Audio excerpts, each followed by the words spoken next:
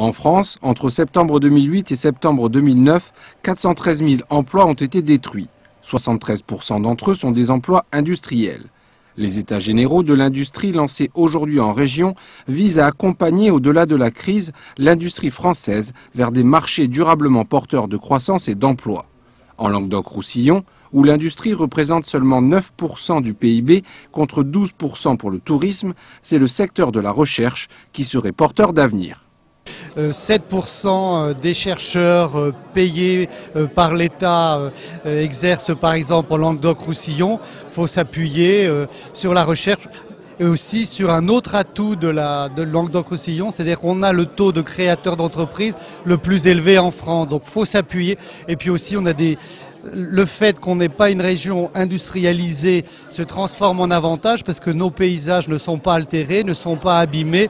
Donc on peut développer une industrie liée à la recherche grâce aux retombées et aux résultats de la recherche. Des perspectives d'avenir qui se heurtent à une autre réalité, comme celle du laboratoire pharmaceutique Sanofi-Aventis à Montpellier, qui pourrait supprimer 300 postes. Autre réalité rappelée par une poignée de manifestants, celle des 180 employés des Salins du Midi, où dans le cadre d'un plan social, 30 suppressions de postes ont déjà été enregistrées sur la soixantaine prévue, malgré un carnet de commandes rempli. Avec les 3 équipes actuelles, on n'est plus assez nombreux, déjà pour produire. Donc, comme je vous disais, on fait un appel massif aux intérimaires.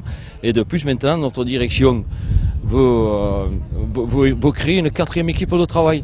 Pourquoi? Parce qu'elle ne dispose de pas assez de moyens pour assurer la production de l'outil de production qu'on a actuellement, c'est-à-dire les demandes des clients. Et donc maintenant, on demande aux gens qui sont présents un peu plus de travail pour remplacer ceux qui sont partis.